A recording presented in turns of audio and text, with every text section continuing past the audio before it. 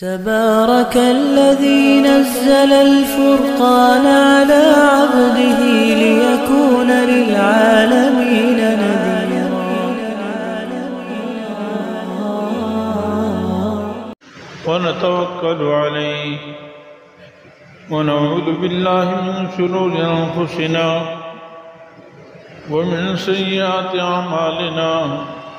من يهده الله فلا مضل له ومن يضلله فلا هادي له. ونشهد أن لا إله إلا الله وحده لا شريك له. ونشهد أن سيدنا ومولانا محمدا عبده ورسوله أرسله إلى كافة للناس بشيرا ونذيرا وداعيا إلى الله بإذنه وسراجا منيرا. أما بعد فأعوذ بالله من الشيطان الرجيم. بسم الله الرحمن الرحيم. والسابقون الأولون من المهاجرين والأنصار والذين اتبعوهم بإحسان رضي الله عنهم ورضوا عنه. صدق الله العلي العظيم وصدق رسوله النبي الحبيب الكريم ونحن على ذلك لمن الشاهدين والشاكرين والحمد لله رب العالمين. سب حضرات درود شریف پڑھا. اللهم صل على محمد وعلى آل محمد كما صليت على إبراهيم وعلى آل إبراهيم إنك حميد مجيد. اللهم بارك على محمد وعلى آل محمد كما باركت على إبراهيم وعلى آل إبراهيم إنك حميد مجيد. رب اشرح لي صدري ويسر لي أمري واحلل عقدة من لساني يفقهوا قولي. رب زدني علما.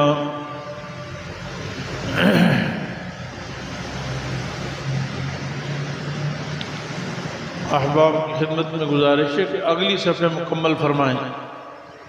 جمعے کے دن اگلی صفوں میں بیٹھنے کا حکم جناب نبی کریم صلی اللہ علیہ وسلم کا ہے.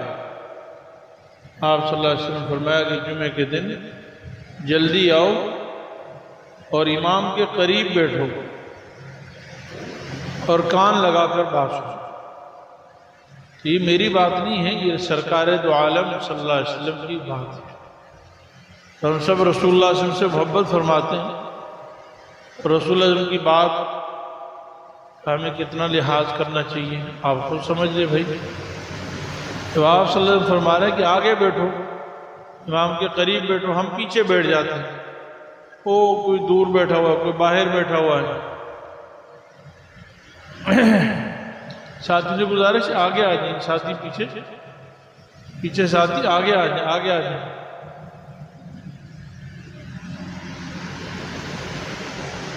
مجمع مل کر بیٹھے، ایسے بیٹھے کہ آگے جگہ نہ ہو. پیچھے آنے والے پیچھے ہی بیٹھے.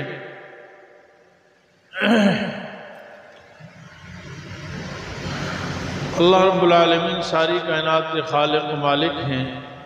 اللہ کے عظیم احسانات، اللہ کے احسانات میں سے ایک بہت بڑا احسان یہ ہے، اللہ تعالیٰ نے اس امت میں کچھ ایسی ہستیاں پیدا فرمائی ہیں جو قیامت تک آنے والی امت کے لیے نمونہ ہیں، مشعل راہ ہیں. اللہ تعالیٰ نے ان کو قرآن کریم میں بھی نمونہ ذکر فرمایا ہے. فرمایا فَإِنْ آمَنُوا بِمِثْلِ مَا آمَنْتُمْ بِهِ فَقَدْ اهْتَدَوْا. اگر یہ لوگ ایمان لائیں ان جیسا تو پھر یہ ہدایت پر ہیں. وہ عظیم ہستیاں جن کے ایمان کو اللہ تعالیٰ نے ہمارے لیے معیار قرار دیا ہے، جن کے ایمان کو ہمارے لیے معیار قرار دیا ہے، ان کا تذکرہ کرنا یہ بہت بڑی باعث اجر ہے اور ہمارے لیے بہترین اس میں نمونہ بھی ہے. ان شخصیات میں سے ایک عظیم شخصیت جن کی ثانی بعض صفات کے اعتبار سے شاید ملنا مشکل ہو، اللہ تعالیٰ نے سیدنا عمر فاروق رضی اللہ عنہ کو بنایا ہے بہت ساری صفات میں وہ عظیم درجہ رکھتے ہیں، مرتبہ رکھتے ہیں۔ اگرچہ انبیاء علیہ السلام کے بعد مجموعی اعتبار سے سب سے اونچا مقام سیدنا ابوبکر صدیق رضی اللہ عنہ کا ہے، لیکن بہت ساری صفات میں اللہ تعالیٰ نے حضرت عمر رضی اللہ عنہ کو بڑی شان عطا فرمائی ہے، یعنی عبقری شخصیت ہیں۔ اللہ تعالیٰ نے دین کے معاملات میں سخت بھی فرمایا، لیکن عدل و انصاف میں 100% چلنے والے، رحم دل، قرآن کے سامنے رک جانے والے، شریعت جن کے دین، جن کے اسلام، جن کے ایمان، جن کے علم، جن کی جنتی ہونے کی گواہی جناب رسول اللہ صلی اللہ علیہ وسلم نے عطا فرمائی۔ اللہ تعالیٰ ہمیں ان شخصیات سے محبت کرنے کی توفیق عطا فرمائے اور ان کے نقش قدم پر زندگی گزارنے کی اللہ تعالیٰ ہمیں توفیق عطا فرمائے۔ سیدنا عمر فاروق رضی اللہ عنہ کو بہت سارے اعزازات حاصل ہیں۔ بہت بڑا اعزاز ان کا یہ ہے کہ وہ تاجدار خلافت کے خلیفہ ثانی ہیں، تاجدار خلافت کے خلیفہ ثانی ہیں، اور ان کی خلافت کی بشارت رسول اللہ صلی اللہ علیہ وسلم کی زبان اقدس سے خود جاری ہوئی ہے۔ آپ صلی اللہ علیہ وسلم نے فرمایا،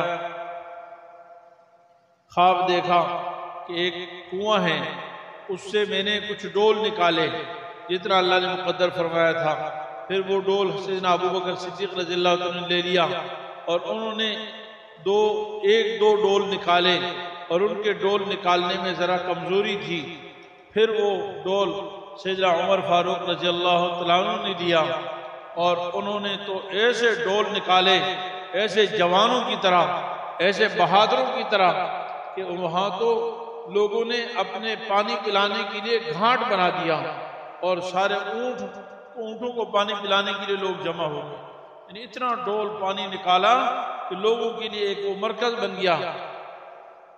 علماء فرماتے ہیں اس خواب کی تعبیر یہ ہے کہ رسول اللہ صلی اللہ علیہ وسلم نے پہلے خلافت فرمائی، ریاست مدینہ قائم فرمائی، جتنا اللہ نے مقدر فرمایا آپ صلی اللہ علیہ وسلم خلیفہ رہے، آپ امیر المومنین رہے، اور آپ صلی اللہ علیہ وسلم کے جانے کے بعد خلافت سیدنا ابوبکر صدیق رضی اللہ عنہ، ایک دو ڈول یعنی 2 سال، ڈول سے مراد سال، 2 سال انہوں نے خلافت کی، لیکن چونکہ سیدنا ابوبکر صدیق رضی اللہ عنہ کا دور خلافت انتہائی فتنوں کا دور تھا، اس میں مسلمانوں کو کوئی ظاہری اعتبار سے غیر ملکوں میں کوئی زیادہ قبضے حاصل نہیں ہوئے، بلکہ حضرت سیدنا ابوبکر صدیق رضی اللہ عنہ نے اندرونی فتنوں کی سرکوبی فرمائی۔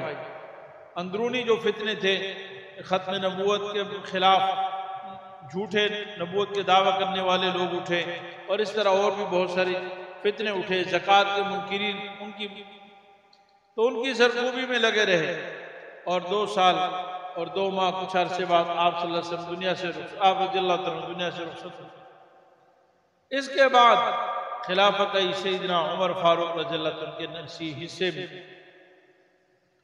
آپ خلیفہ بنے۔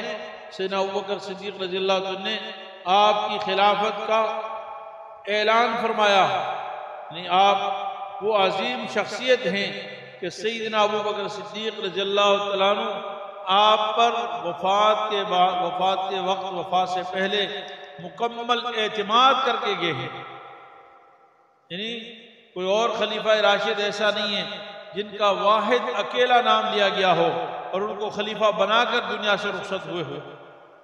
سیدنا عمر فاروق رضی اللہ عنہ کو یہ امتیاز حاصل ہے کہ سیدنا ابوبکر صدیق رضی اللہ عنہ نے اپنے وفات سے قبل سیدنا عمر رضی اللہ عنہ کو اپنا خلیفہ منتخب فرمایا۔ 2 آدمیوں کا نام بھی نہیں لیا کہ ان کو بنا دیا جائے یا ان کو بنا دیا جائے۔ سیدنا عمر رضی اللہ عنہ جب دنیا سے رخصت ہو رہے تھے تو انہوں نے 6 آدمیوں کا نام دیا تھا کہ ان 6 آدمیوں میں سے کسی ایک کو خلیفہ بنا دیا جائے، لیکن قربان جو سیدنا ابوبکر صدیق رضی اللہ عنہ پر ان کی وہ انتخابی نظر، ان کی عظیم گہرائی فکر اور ان کا علم، ان کا انتخاب کہ انہوں نے اس امت میں اپنے بعد اگر کسی کو خلافت کا حقدار سمجھا تو وہ سیدنا عمر فاروق رضی اللہ عنہ تھے، ان کے حوالے کر کے گئے کہ میرے بعد ہی خلیفہ ہوں گے۔ سیدنا عمر رضی اللہ عنہ نے 10 سال کچھ عرصہ خلافت فرمائی، لیکن اسلام میں وہ خلافت کا وہ عظیم دور ہے کہ تاریخ انسانیت نے وہ دور پھر کبھی نہیں دیکھا، نہ اس سے پہلے شاید دیکھا نہ اس کے بعد دیکھا۔ آپ نے چند سالوں میں پوری دنیا پر اسلام کا رعب اور دبدبہ جمایا اور 22 لاکھ مربع میل پر حکومت حاصل، 22 لاکھ مربع میل پر حکومت فرمائی، اور ایسے عادل اور ایسا انصاف قائم فرمایا کہ آج بھی دنیا حضرت عمر کے مسلم دنیا تو الگ، غیر مسلم دنیا سارے مورخین اس بات پر متفق ہیں کہ حضرت عمر رضی اللہ عنہ کا دور خلافت وہ عظیم دور تھا، عدل و انصاف کا دور تھا، اور آج بھی پوری دنیا کے لیے اگر نمونہ ہے عدل و انصاف کا دور تو سیدنا عمر فاروق رضی اللہ عنہ کا دور خلافت ہے۔ اللہ تعالیٰ کروڑوں رحمت نازل فرمائیں ایسی عظیم پاک تینت ہستیوں پر۔ بہرحال اور کیوں نہ ہوتا ایسا دور جن کا انتخاب ابو بکر نے نہیں، جن کا انتخاب حقیقت میں سرکار دو عالم امام الانبیاء خاتم الانبیاء فخر الرسل سیدنا محمد مصطفیٰ احمد مجتبیٰ صلی اللہ علیہ وسلم نے فرمایا۔ آپ کو یہ اعزاز حاصل ہے، آپ صلی اللہ علیہ وسلم نے ساری انسانیت کے لیے دعائیں فرمائی ہیں، لیکن نام لے کر اسلام کی عزت کے لیے سبحان اللہ ہم تصور بھی نہیں کر سکتے حضرت عمر رضی اللہ عنہ کی کیا شان ہے۔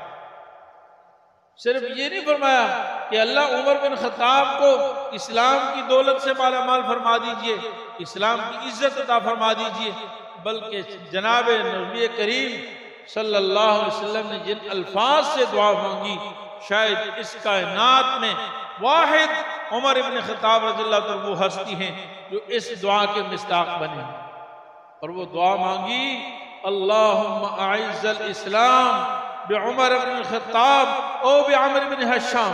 اللہ اکبر، اے اللہ اسلام کو عزت عطا فرما، اسلام کو غلبہ عطا فرما عمر بن خطاب کے ذریعے سے یا عمر بن ہشام کے ذریعے سے۔ عمر بن ہشام یہ ابو جہل کا لقب ہے۔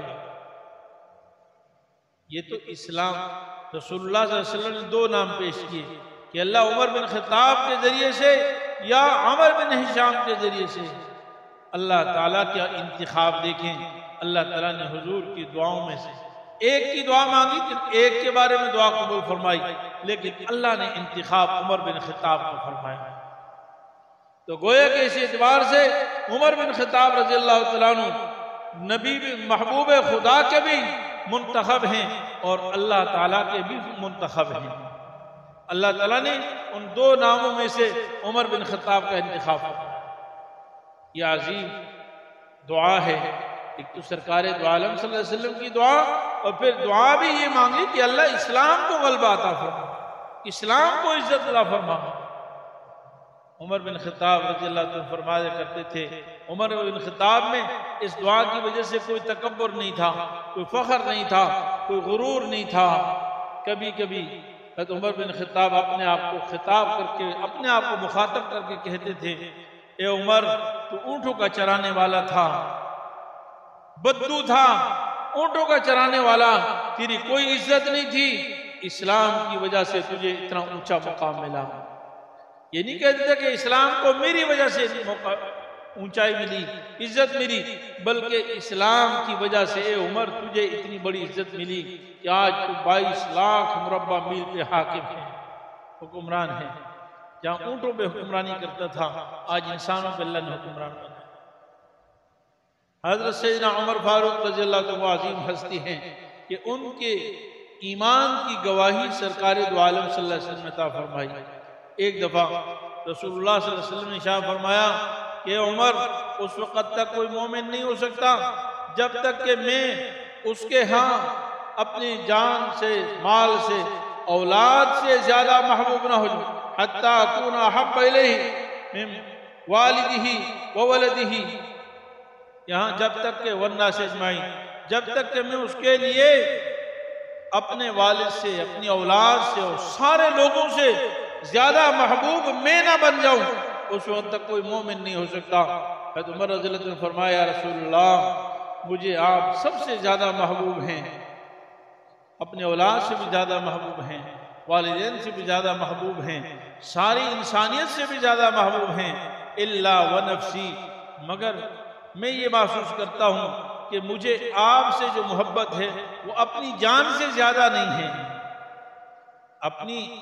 اپنی فائدہ کو میں مقدم رکھتا ہوں، اپنی جان سے زیادہ محبت ہے۔ آپ سے فرمایا ولا، پھر ایسا ایمان معتبر نہیں ہے جب تک میری محبت آپ ساری کائنات سے، جس میں خود آپ کی جان بھی ہے، اس سے غالب نہ ہو جائے، اس وقت تک ایمان کامل نہیں ہو سکتا۔ اللہ تعالیٰ نے حضرت عمر رضی اللہ عنہ کے دل میں بات ڈالی کہ بھائی اپنی جان سے بھی تو زیادہ، آپ صلی اللہ علیہ وسلم کے لیے تو ساری زندگی سب کچھ قربان کرنے والے، پھر اپنی جان سے زیادہ محبت۔ علماء فرماتے ہیں حقیقت میں حضرت عمر رضی اللہ عنہ کے دل میں محبت تھی، لیکن چونکہ وہ صاف گول انسان تھے، وہ لگی لپٹی باتیں نہیں کرنے والے تھے، انہوں نے صاف بول دیا کہ انسان ہر کام اپنے فائدے کے لیے کرتا ہے، تو شاید مجھے اپنی محبت جو ہے وہ رسول اللہ کی محبت پر شاید غالب ہو۔ لیکن پھر جب رسول اللہ صلی اللہ علیہ وسلم نے فرمایا کہ ایسا نہیں ہو سکتا، ایسا ایمان معتبر نہیں، تو اللہ تعالیٰ نے حضرت عمر رضی اللہ عنہ کے دل میں بات ڈالی کہ بھائی ہم تو رسول اللہ صلی اللہ علیہ وسلم کی عزت کی خاطر جان مال سب کچھ قربان کرنے کے لیے تیار ہیں، اور تیار ہیں نہیں، تیار قربان کر دیا۔ حضرت عمر رضی اللہ عنہ تو سب کچھ قربان کر دیا رسول اللہ صلی اللہ علیہ وسلم کے لیے۔ تو پھر حضرت عمر نے فرمایا یا رسول اللہ میرے دل میں اب آپ کی محبت اپنی جان سے بھی زیادہ ہے، آپ مجھے اپنی جان سے زیادہ محبوب ہیں۔ رسول اللہ صلی اللہ علیہ وسلم نے فرمایا الآن یا عمر، اے عمر اب ایمان مکمل ہو گیا ہے۔ ایمان کی گواہی سرکار دو عالم صلی اللہ علیہ وسلم، آپ کے دین کی گواہی سرکار دو عالم صلی اللہ علیہ وسلم نے دی۔ ایک رسول اللہ صلی اللہ علیہ وسلم فرماتے ہیں ایک دفعہ میں سو رہا تھا، میرے پاس مجھ پر کچھ لوگ پیش کیے گئے اور ان کے اوپر قمیصیں پہنے، قمیص کرتے پہنے ہوئے ہیں، کسی کا کرتا چھاتی تک ہے، کسی کا کرتا اس سے کچھ نیچے ہے، یعنی اوپر سے جو کرتا پہنا اتنا کرتا ہے، کسی کا کرتا یہاں ہے۔ لیکن عمر کو جب میں نے دیکھا کہ عمر نے اتنا بڑا کرتا پہن رکھا ہے کہ وہ پاؤں سے نیچے گھسیٹتے ہوئے جا رہے ہیں، اجترہ، سبحان اللہ۔ صحابہ نے پوچھا ہے رسول اللہ فما اولتہ، اس خواب کی تعبیر کیا ہے؟ خواب کی تو تعبیر ہوتی ہے اور وہ ہر کوئی نہیں سمجھتا، اس کو اللہ تعالیٰ نے خاص علم عطا فرمایا، اور نبی جب خواب کی تعبیر بتائے تو وہی ہوتی ہے، سبحان اللہ۔ نبی جب خواب کی تعبیر بتائے تو وہی ہوتی ہے۔ جناب رسول اللہ صلی اللہ علیہ وسلم نے فرمایا کہ اس خواب کی تعبیر دین ہے، کسی کا دین اتنا ہے، کسی کا دین اتنا ہے، لیکن سیدنا عمر رضی اللہ عنہ کو اللہ نے اتنا عظیم دین عطا فرمایا ہے کہ پورا جسم ڈھانپنے کے بعد وہ قمیص کو گھسیٹتے ہوئے جا رہے ہیں۔ یہ حضرت عمر رضی اللہ عنہ کی شان ہے۔ جناب رسول اللہ صلی اللہ علیہ وسلم نے حضرت عمر رضی اللہ عنہ کی علم کی گواہی دی ہے، علم کی گواہی دی۔ فرمایا رسول اللہ صلی اللہ علیہ وسلم نے کہ ایک دفعہ میں نے خواب دیکھا کہ میں دودھ پی رہا ہوں اور میرا سیرابی، یعنی اتنا سیر ہو گیا ہوں تو سیرابی کا اثر میرے ناخنوں سے ظاہر ہو رہا ہے، میرے ناخنوں سے جیسے سیرابی ظاہر ہو رہی ہے۔ اور پھر میں نے جو ہے پیا، اور پھر جو بچا ہوا تھا وہ میں نے سیدنا عمر رضی اللہ عنہ کو عطا فرما دیا، بچا ہوا میں نے سیدنا عمر کو عطا فرمایا۔ صحابہ نے پوچھا یا رسول اللہ اس کی تعبیر کیا ہے؟ اس خواب کی تعبیر فرمایا کہ علم ہے، اس کی تعبیر علم ہے، یعنی حضور کا بچا ہوا علم اللہ نے حضرت عمر کو عطا فرمایا۔ بڑی عظیم ہستی ہیں حضرت عمر رسول اللہ صلی اللہ علیہ وسلم ارشاد فرماتے ہیں ان اللہ تعالی جعل الحق علی لسان عمر، اللہ تعالیٰ نے حق کو عمر کی زبان پر جاری فرما دیا ہے، حق کو عمر کی زبان پر جاری فرما دیا۔ ایک حدیث میں رسول اللہ صلی اللہ علیہ وسلم نے ارشاد فرمایا کہ پہلی زمانے میں کچھ ایسے لوگ ہوا کرتے تھے جن کو الہام ہوتا تھا، جن کو شریعت کا الہام، حق بات کا الہام ہوتا تھا، میری امت میں اگر کوئی ایسی شخصیت اس بات کے لائق اور مناسب ہے تو وہ سیدنا عمر بن خطاب رضی اللہ تعالیٰ عنہ ہیں، ان کو الہام ہوتا ہے۔ علماء فرماتے ہیں، علماء نے ایسی بہت ساری چیزیں جمع کی ہیں، بہت سارے شریعت کے احکام جمع کیے ہیں جن کے بارے میں رائے سیدنا عمر رضی اللہ تعالیٰ عنہ کی پہلے آئی ہے، قرآن و شریعت کا حصہ بعد میں بنا ہے۔ سبحان اللہ، معمولی بات ہے۔ حضرت عمر رضی اللہ عنہ رائے دی زمین پر کہ یا رسول اللہ ایسا ہونا چاہیے، اللہ تعالیٰ نے آسمان سے قرآن نازل فرما دیا ایسا ہی ہونا چاہیے۔ پردے کے بارے میں تو حضرت عمر رضی اللہ کی رائے تھی کہ یا رسول اللہ مرد عورتوں کا اختلاط نہیں ہونا چاہیے اور پردہ ہونا چاہیے۔ خاص طور پر ازواج مطہرات کے بارے میں فرمایا کہ ہر کوئی آپ کے پاس آتا جاتا ہے اور ازواج مطہرات بھی اسی مجلس میں ہوتی تھی، کیونکہ اس وقت پردے کا حکم نہیں تھا۔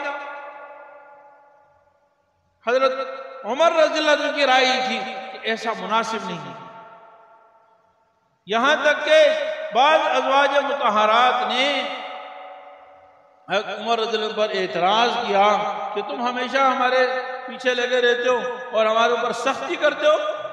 یہ آزادی کا ماحول تھا، عام ماحول ایسی تھا۔ چند دنوں بعد اللہ تعالیٰ نے سرکار دو عالم صلی اللہ علیہ وسلم پر وحی نازل فرمائی اور فرمایا کہ عورتیں مردوں سے اختلاط نہ کریں۔ یا ایھا النبی قل لازواجک وبناتک ونساء المؤمنین یدنین علیہن من جلابیبہن، علیحدہ ہے۔ پھر ازواج مطہرات کے بارے میں الگ بھی احکام نازل۔ تو یہ حضرت عمر رضی اللہ عنہ کی شان ہے۔ جنگ بدر میں 70 کفار قید میں آئے، 70 مارے گئے اور 70 قید میں آئے۔ تمام صحابہ کی رائے بما رسول اللہ صلی اللہ علیہ وسلم کے یہ تھی کہ ان کو فدیہ لے کر، ان پر احسان کر کے یا فدیہ لے کر ان کو چھوڑ دیا جائے، اور کچھ وجوہات اس کی بھی تھی، ان پر احسان کر دیا جائے شاید یہ ایمان لے آئے، اور کچھ یہ تھا کہ صحابہ کرام چونکہ مدینہ منورہ میں انتہائی فقر کی زندگی گزار رہے تھے تو ان سے فدیہ لے لیا جائے تو اس کی وجہ سے صحابہ کرام کی حالت ذرا اچھی ہو جائے گی۔ لیکن ایک عمر ایسے تھے اور ایک صحابی اور تھے، ان کی رائے یہ تھی کہ نہیں، ان کو ان کے رشتہ داروں، ان کافروں کو ان کے مسلمان رشتہ داروں کے حوالے کیا جائے، باپ کو بیٹے کے حوالے کیا جائے، بیٹے کو باپ کے حوالے کیا جائے، بھائی کو بھائی کے حوالے کیا جائے، چچا کو بھتیجے کے حوالے کیا جائے، بھتیجے کو چچا کے حوالے کیا جائے، ماموں بھانجے کو ایک دوسرے کے حوالے کیا جائے، جو بھی قریبی رشتہ دار ہیں اس کو اس کے حوالے کیا جائے، اور اس کو حکم دیا جائے کہ اس کی گردن جو سر قلم کر دو، اس کی گردن اڑا دو، اور وہ سر عام اپنے رشتہ دار کا سر قلم کرے تاکہ پوری دنیا کو یہ پیغام جائے، تاکہ پوری دنیا کو یہ پیغام جائے کہ ہم نے حضور صلی اللہ علیہ وسلم کی محبت میں اور حضور صلی اللہ علیہ وسلم کی اتباع میں ہم اتنے آگے بڑھ چکے ہیں، اور ہمارا یہ نظریہ ہے صرف کہنے کی حد تک نہیں، گفت و شنید کی حد تک نہیں، عملی طور پر کر کے دکھائیں کہ آپ صلی اللہ علیہ وسلم کے مقابلے میں ہم باپ کی کوئی حیثیت نہیں، بیٹے کی کوئی حیثیت نہیں، چچا کی کوئی حیثیت نہیں، بھتیجے کی کوئی حیثیت نہیں، کسی کی کوئی حیثیت نہیں ہے، اپنے ہاتھ سے سر قلم کر۔ نبی کریم صلی اللہ علیہ وسلم نے فیصلہ عام صحابہ کی رائے پر کیا، لیکن آسمان سے وحی نازل ہوئی، ما کان للنبی والذین آمنوا ما کان للنبی ان یکون لهم اسرى حتى یسکن فی الارض تريدون عرض الدنیا واللہ یريد الآخرہ۔ بڑی تفصیل ہے۔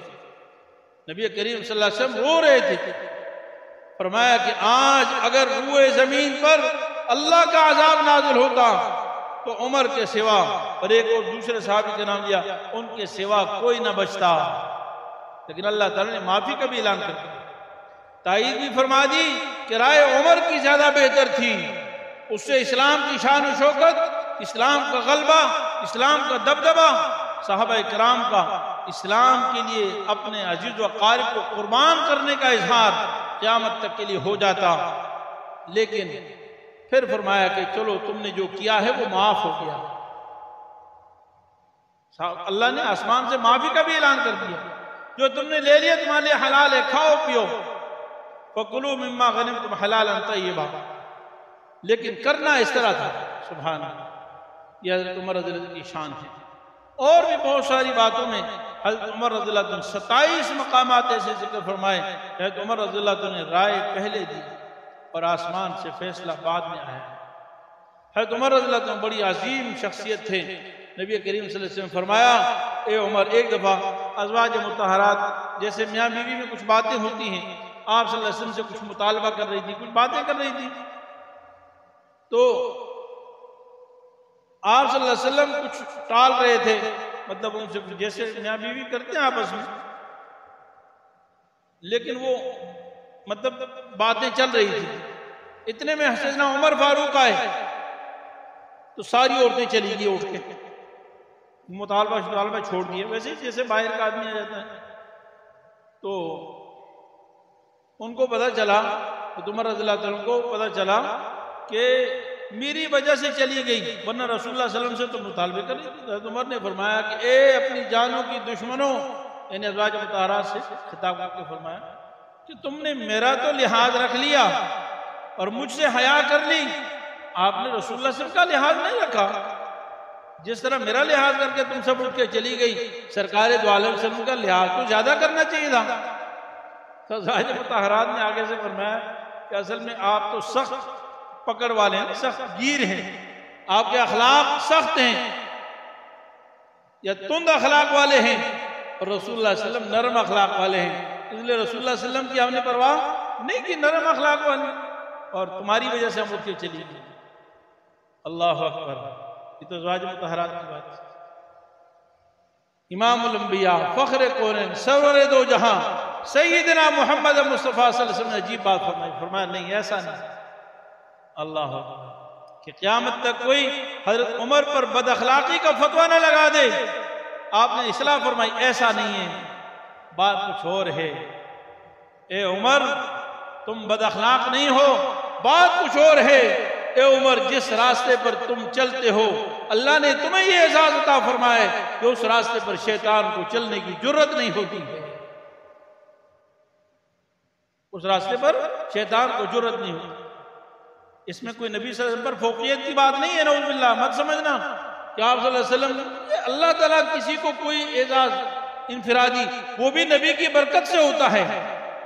شاگرد کا اعزاز استاد کا ہی کمال ہوتا ہے، نبی کی برکت سے. آپ نے فرمایا کہ میرے عمر کو اللہ نے یہ اعزاز عطا فرمایا ہے کہ جس راستے میں عمر چلتا ہے شیطان وہاں سے بھاگ جاتا ہے. اس لیے عمر آئے تو شیطان بھاگ گیا. جب شیطان بھاگ گیا تو ازواج مطہرات اٹھ کے چلی گئی. پر اللہ رب العالمین نے بڑے اعزاز سے نوازا.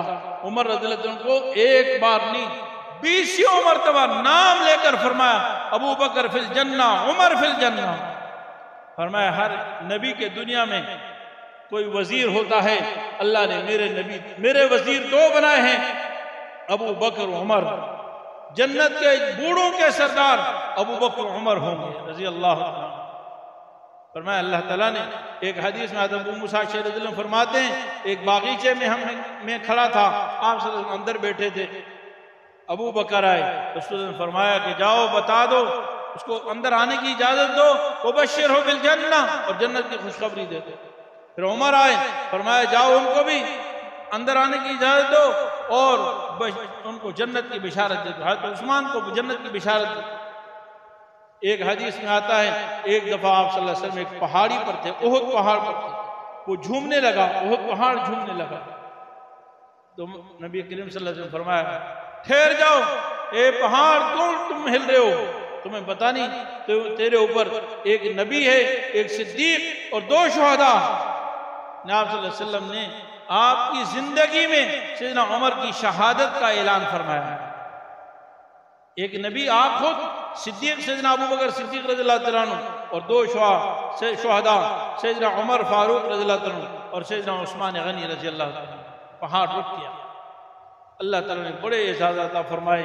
اس امت میں اللہ کے بڑے احسانات ہیں، ایسے عظیم لوگ عطا فرمائے.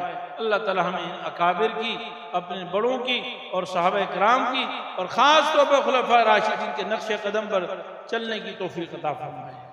ان کی اتباع نصیب فرمائے، اور دنیا میں بھی اور آخرت میں اللہ رب العالمین اپنے فضل و کرم سے ان پاک تینت لوگوں کی رفاقت نصیب فرمائے۔ وآخر دعوانا ان الحمدللہ رب العالمین۔ مفتی صاحب کے یوٹیوب چینل کو سبسکرائب کیجئے اور ان کے تازہ بیانات کے ذریعے اپنی علمی، اصلاحی اور فکری آبیاری کرتے رہیے۔ جزاکم اللہ۔